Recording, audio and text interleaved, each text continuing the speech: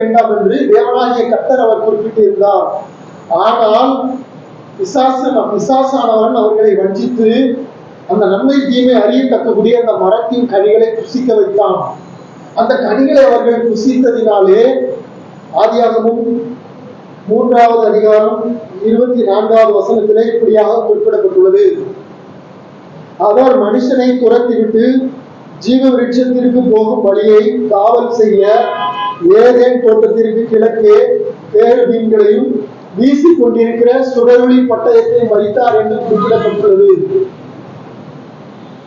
மனுஷனை துரத்திவிட்டு அந்த ஏதேன் தோட்டத்திற்கு, பூமியிலே காணப்பட்ட கிழக்கு பகுதியிலே காணப்பட்ட அந்த ஏதேன் தோட்டத்திற்கு பாவம் செய்த தேவனுடைய கட்டளைகளை மீறினதினாலே, கீழ்ப்படியாமையினாலே அவர்கள் ஏதேன் தோட்டத்தை இழந்து அந்த தோட்டத்தை விட்டு வெளியேற்றப்பட்டார்கள். வெளியே தள்ளப்பட்டார்கள். இப்பொழுது அந்த தோட்டத்திலே கேருபீன்களும் வீசிக் கொண்டிருக்கக்கூடிய சுடரொளி பட்டயத்தையும் கர்த்தர் பாதுகாப்பாக அந்த தோட்டத்தை வைத்திருக்கிறார்.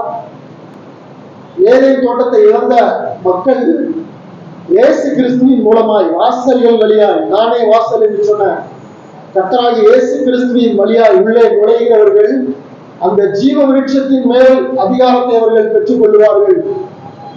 ஜீவ விருட்சத்தின் மேல் அதிகாரம் உள்ளவர்கள் ஆவதற்கும், வாசல்கள் வழியாய் உட்பிரவேசிப்பதற்கும் அவருடைய கற்பனைகளின்படி செய்கிறவர்கள் பாக்கியவான்கள் என்று குறிப்பிடப்பட்டுள்ளது.